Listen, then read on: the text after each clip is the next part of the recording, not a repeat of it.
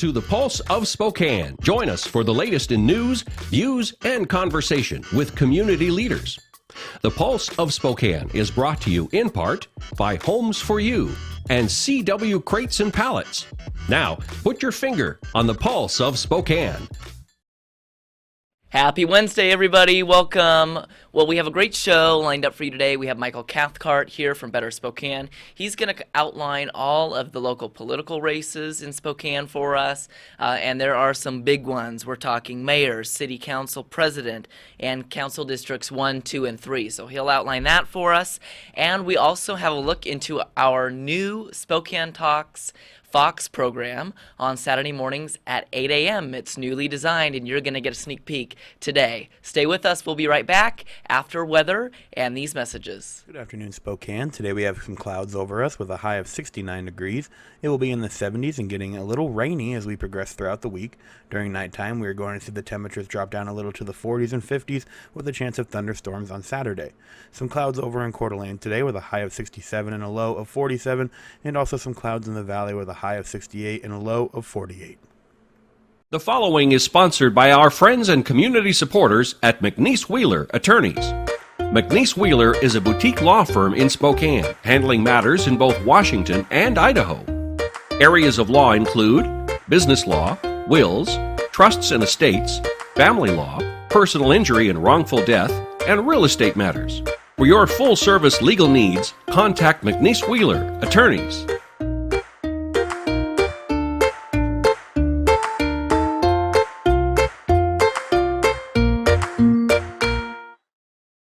I'm Nikki Butler, and I'm a regional manager for STCU. My lunch buddy is Nicole. I'm Brandy Schloss. I'm a regional manager at STCU. My lunch buddy is Angelina. She's grown up with me. I've grown up with her. To see her graduate will be a lot of fun. Brandy and I have been lunch buddies since the girls were in second grade. It's great that STCU provides me with the opportunity to be part of Reach for the Future. We are committed to the children. We're committed to our community. I'm Nikki. I'm Brandy. And STCU is here for good. This is River Ridge Frame Shop, called Frame It Today, where we can take your art, customize it, and get it ready to hang on the wall.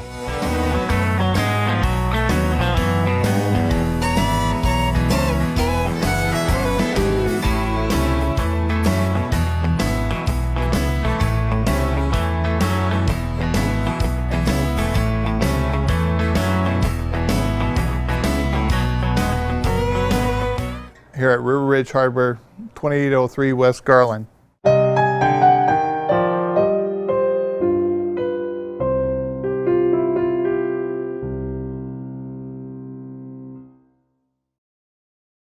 Okay, welcome back. So we are talking local political races with Michael Cathcart from Better Spokane. And so let's just dive right in here, and let's talk about mayor. Spokane mayor, first of all. Big race this year. It is. Probably one of the higher profile races in the state, quite frankly. There's a long list of candidates, obviously. Kind of some of the news that folks may or may not know, there was one candidate who had dropped out and actually decided to run for city council instead, and that was Andy Rathbun. Okay. So he's kind of out of the mix right now for that race. But probably your two front runners for city of Spokane mayor are Nadine Woodward, who has raised over $100,000 so far, and then the current council president, Ben Stuckert, who is, I think, over $70,000 right now. Sure, and I should mention, too, that Nadine announced just a couple months ago that she was running, and she's raised that amount of money just in that time frame. In a very short period of time. So that's, I think, probably a record right in itself, isn't it? I don't know if it's a record, but it's very well done, especially when you consider that I think at the start of her campaign, she was pretty limited in what she could raise because the old smaller limits were in place. Okay. And I think it was only after a couple of weeks that got lifted. So really, she's had a very, very short period of time to raise what she's raised. Okay, so those are kind of the frontliners there. Yeah. And what about council president? Well, it's just really quick. So there's the other two candidates who are probably in the mix in that race are a gentleman named Jonathan Bingle, who owns a kind of a trivia company at various bars. They put on trivia at bars. Okay. And then Sean Poole, who is a local firefighter. And so that's kind of the makeup of the race. But really, I think you'll find that the front runners are definitely Ben and Nadine. They're the ones who are running the hardest, kind of have the biggest campaigns and the most infrastructure in place. Sure. And do any of them really have a lot of political background? Obviously, Ben does, Sure, having yeah. been involved in the political scene here. Nadine's been a journalist. But what about Jonathan and Sean? Well, I think that's the great thing about Nadine is that she really doesn't come to this with a lot of political baggage or baggage of any kind, right? Sure. I mean, she's been a journalist. She's had to be neutral her whole life.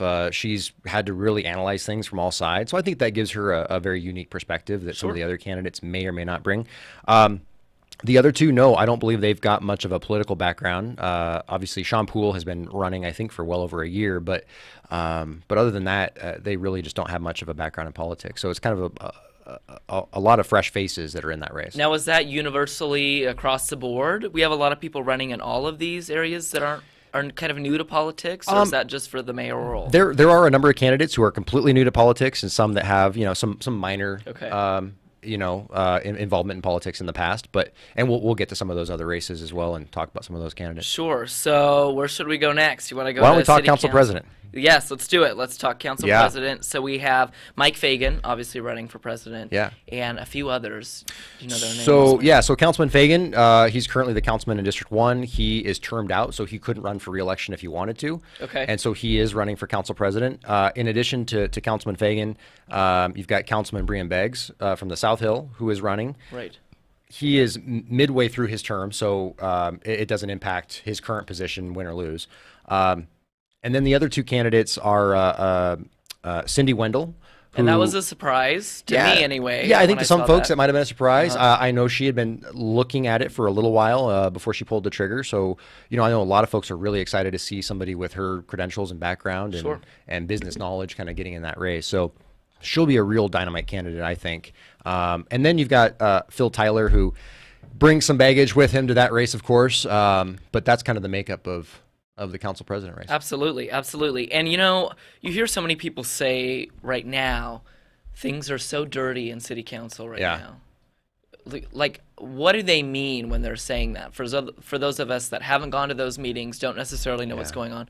What is the atmosphere like in those meetings? Well, it's I mean, it depends on the issue, right? Sure. But when you've got a council that's 6-1, just really extreme, right, to one side, and there's not a lot of balance there. I mean, thankfully, the mayor is pretty moderate, and he provides that balance, and he's able to veto some of the bad stuff that comes out. But because of such a substantial margin on council, they're able to override those vetoes. So oftentimes they're more symbolic than they are impactful. But I think what people mean is when you see some of these issues, you'll go down to City Hall and you'll observe, and you'll notice that when somebody gets up to speak, and the group of folks that have been recruited to show up down there to be in the stands and make their noise or wear their T-shirts, they often stand up, turn around, turn their backs to the speakers very disrespectfully, and we've seen them a number of times just flip them off right in the middle of City Hall. And there's been a couple of times where, unfortunately, the council president or anybody on the dais, city council, didn't say a word about it. And you're just like, what is going on here? Where's the decorum? Where's the respect? Yeah, Yeah, right. absolutely. It's really frustrating to see that that's kind of what our city hall has been turned into. And then, of course, we've seen these issues around, opening up City Hall to become a warming center and things like that. There's real irresponsible decisions by the council. And thankfully, that one was vetoed, and the council chose not to override. I think they saw the writing on the wall and knew the politics just weren't on their side on that one. But you really see some bad decisions that have been made regarding City Hall. Now let's talk City Council District 3 for a second. 'Cause Sure. that's kind of a big race. The Northwest? Yes. Yeah. So talk about that for a sec. Yeah, well, so the incumbent is Karen Stratton. She first got onto the city council through an appointment process after Councilman Steve Salvatore had to step away, Okay. 6-ish years ago now, I guess. And so she is up for her re-election. And what folks may or may not know is that there was an article in the paper here just a couple of months ago outlining the fact that her and her husband had just declared bankruptcy. So being on the city council, being in the middle of a political race, and declaring bankruptcy is definitely not helpful. If you look at her fundraising numbers, they're down, and it doesn't seem like there's a whole lot of infrastructure there. So there's just kind of some question marks around whether the support is still there for her, given that. We'll find out, of course, as this year goes on. Right. Maybe she just hasn't ramped up yet. But in addition to Councilwoman Stratton, you've got a couple of candidates. So there's the first gentleman who had filed is a guy named Christopher Savage. He is a member of the Salary Review Commission, and he decided to step up and put his name forward. But in addition to Chris, you've got probably three other names that are probably more viable. And kind of the top of that list would be Andy Rathbun, who had been running for mayor and stepped away to run for Northwest City Council instead. Okay. And he's got a long military career behind him. He served multiple tours in Iraq, real well-respected, well-known individual in that regard. So he probably is the front runner at this point. But there's two other candidates that would also serve very well, from what I understand. One is a guy named Jeff Rugen, who is a kind of a manager at a temp agency in Spokane, and so he's really involved in employment issues. And then Jeff Martin is another one. He's a pretty conservative guy who is actually a union member. And so he kind of brings a very unique perspective to the race. And so it's going to be very interesting to watch those debates and see how those candidates interact, because I think they all bring something very different, but something very positive to the campaign. So. Sure, and I think it's great when you have so many options. Yes. And you don't have, 5 almost mirror images of the same person with the same ideas. Yeah. And the same, so that the public has a variety of options in that race. And that's exciting. And then we have City Council District 2. Yes. But there's only 3 people in that race. There's only 3, and I think there's really just 2 viable candidates in that race at this point. So you got Lori Kinnear, the incumbent councilwoman. Right. And then you've got Liz Fleming, who is a real estate broker, and she used to be the director of development at WSU and at Providence. And so she's got a great background in fundraising and in just really being involved in kind of the business community and the education system. And so she's going to be a dynamite candidate herself. And then in addition to those 2, there's a gentleman who had run 2 years ago, lost in the primary. His name's Tony Keepy, and he's kind of a bit of a kind of a Republican activist, if you will, who really is really passionate about some of these local issues. And so he's in that race too. Okay. And then we have City Council District 1. And that's right. We should mention that you were running in this race. Well, let me take my Better Spokane hat off here, and I'll put my candidate hat on. And so I did decide last week that I would run for Spokane City Council in District 1. That's where I live, and I'm really excited to be in that race. Great. Yeah. Well, that is exciting, and we wish you the best of luck. Thank you. When we come back, we're going to talk about a couple initiatives going on in the area, and then you're going to get a sneak peek at our Fox 28 show on Saturday. We'll be right back. Stay with us. This is Bloomsday in Spokane. We got about 40 firefighters and their friends and family handing out 40,000 cups of water as the day goes by. It's a very good opportunity to see the public and support them and help them out and cheer them on during Bloomsday. It's one of the best things about Spokane is that we have these major events and the whole community comes together not just to participate but to volunteer and show that they really care about our city and making our city look great. This type of an event really is emblematic of Spokane because so many people get involved. We have 50,000 people probably running this race. Always has been a very huge event. Right now we're at the corner of Broadway and Nettleton. It's the last water station before the finish, so people are pretty much dehydrated by the time they get to us. They really need our water. The water stations are a vital part, especially on warm days like today. It's real important that we have the volunteers to help with that. Without the volunteers, Bloomsday wouldn't exist. All up and down the course, there are people that are involved in this celebration. It really is a celebration of what Spokane's all about.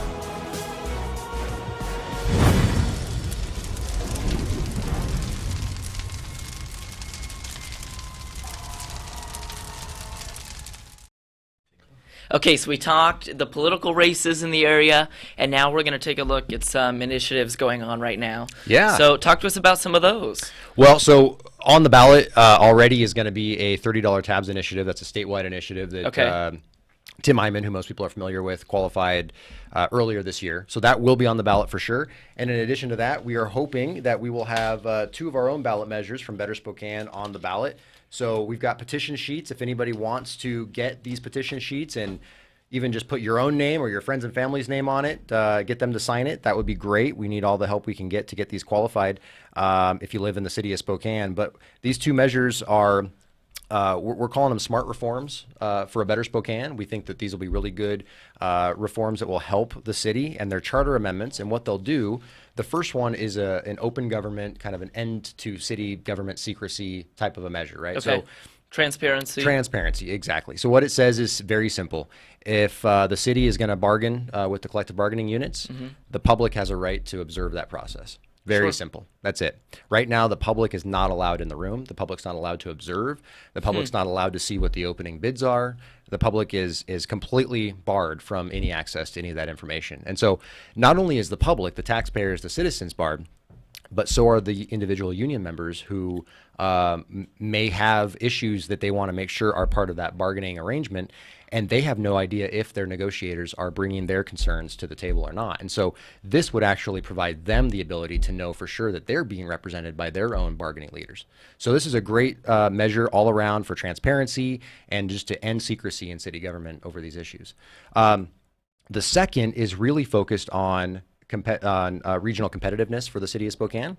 And very simply what it does is it says that there will be no income tax in the city. And that income tax definition is fairly broad. I mean, that would include capital gains as well as a city B&O.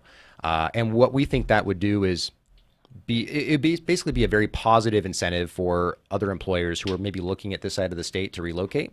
And they could say, hey, wow, Spokane is definitely not like Seattle, which is trying to implement an income tax. Spokane's the opposite. Spokane has taken the step to say, we will not tax you. We will not, hurt you if you come to our city. We want you to come here.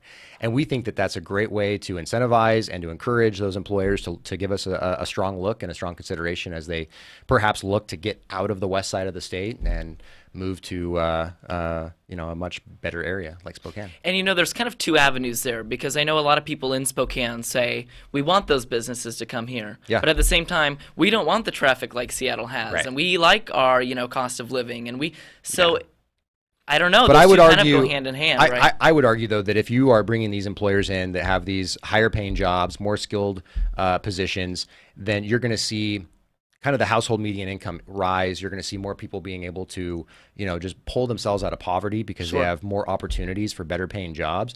And beyond that, it means that families, and especially young people who are graduating from our local universities, don't have to flee Spokane to find a good paying job. Absolutely. If we have the good paying jobs here, that means we're going to keep the skilled workers here, which is just beneficial for everybody across the board. Sure. It's really important. All right. Michael, thanks for coming on. Absolutely. Always great to have you. And when we come back right after the break, we're going to take a look at our newly designed Fox 28 program. We'll be right back. Stay with us. The economy is getting stronger. Banks are lending again, and interest rates are at historic lows. Now is a great time to buy your dream home. The caring and knowledgeable professionals at Homes for You have been helping people just like you for over 20 years. They take the time to listen to what you want and will help you find just the right home in Washington or Idaho.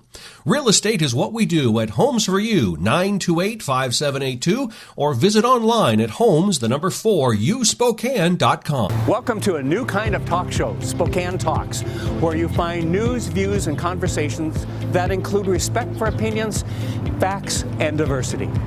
Spokane Talks, Saturdays at 8 a.m. on Fox 28. O'Brien Logistics would like to invite you to try our local and regional transportation services. With Sprinter vans, lift gates, hot shot flatbeds, and expedited services, our people are ready to step in and help with your transportation needs. Our services are 24/7, 365, and we are trained and prepared to handle air cargo and Canadian shipments. Give us a call at 208-305-2311 or visit our website at o'brienlogistics.net. That's OBRIEN logistics.net.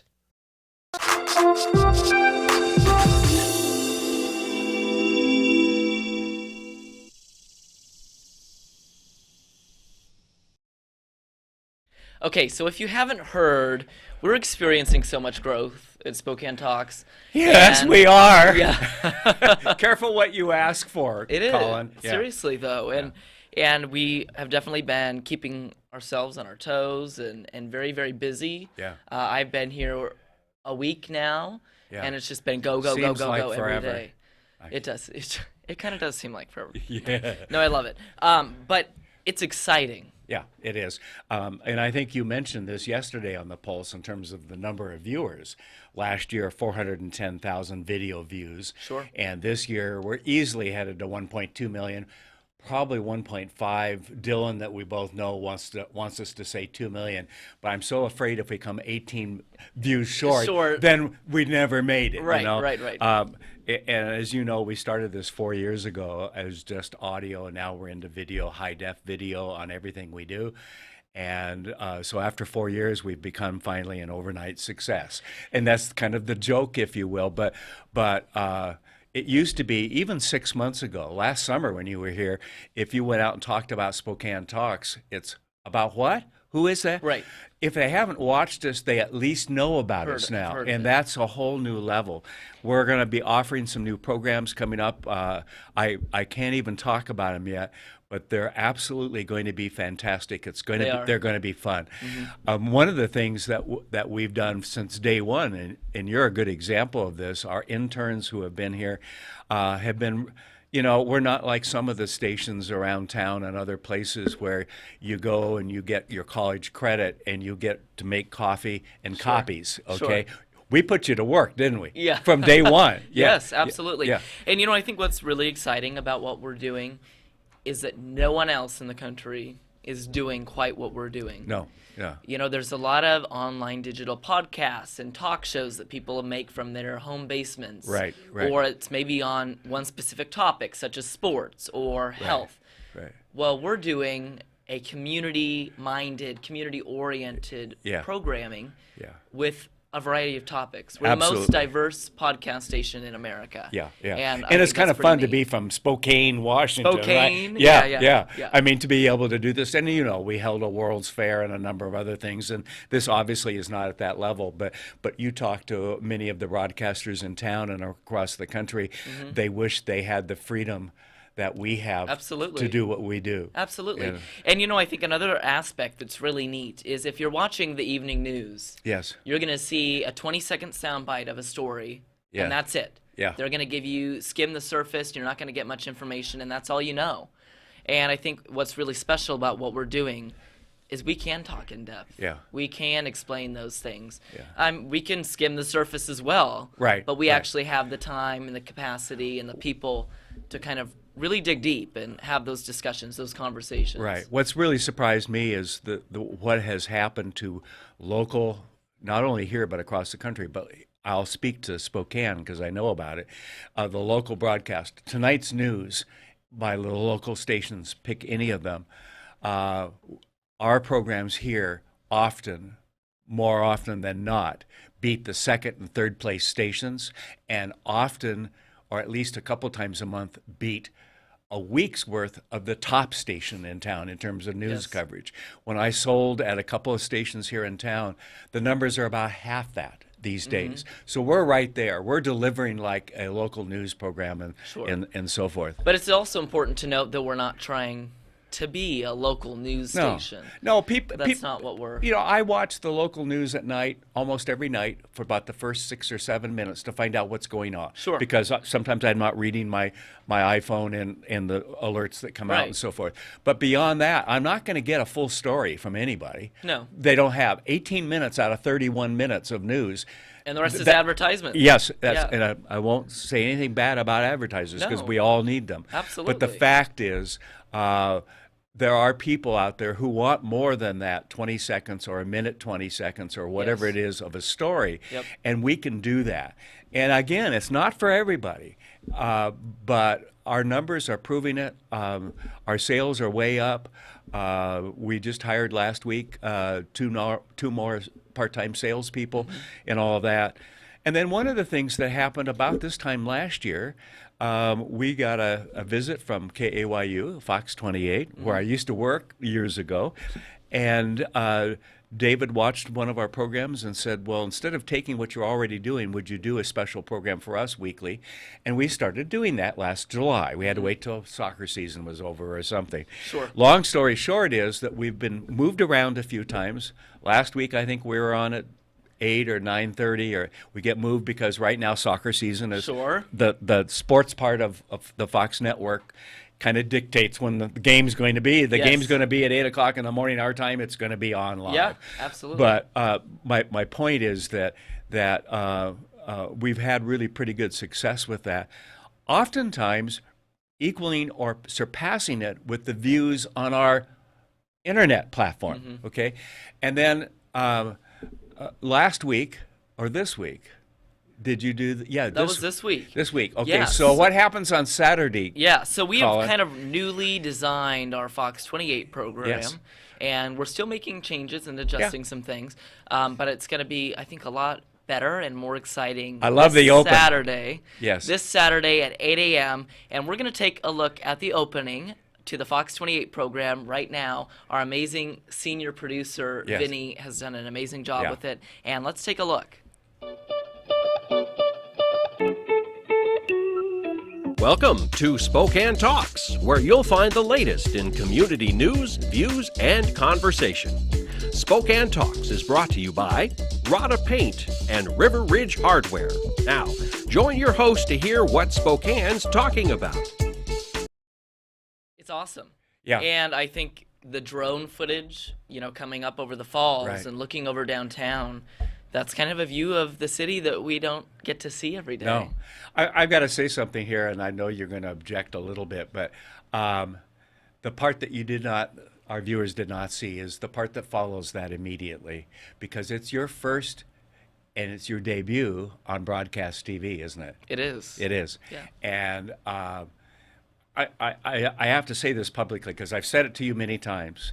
When you first came to us, I think you were barely 17. Right. Okay. Yeah. And you're now barely almost 20. Almost 20. I know. We've all aged because of you. I'm with you. Yeah. The fact is, you have grown in this. You have started the weather program for us. You were the first host of Youth Spotlight. You've done a number of things that puts you so far ahead of your classmates. For the first year that you just finished at TCU in theater arts and broadcast journalism, you have an absolute fantastic future. You are as good or better than most of the graduates coming out and starting in broadcast or have been in broadcast for a while. And I wanted to say that. Thank you. No, I know I've said it to you, but I want to say it publicly so it's on the record. You're an amazing young man, and you have been an integral part, even 1,820 miles or whatever it is away from here during the school year. This year we get you for 2.5 months. You better come back next year or you're dead meat. Okay, but a lot of what we've done have been your ideas, and you've taken on the challenges. You're taking over my program, the Pulse, for until the end of July, and so forth. And so I just want to publicly say what a pleasure it has been, all of us Thank you. here. And to have the backup from people like Vinny and Kevin and the others that really step up.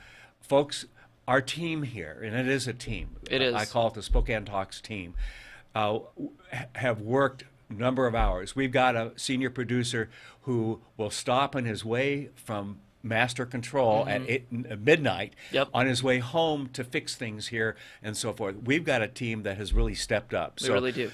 And so like you said, take back your program, okay?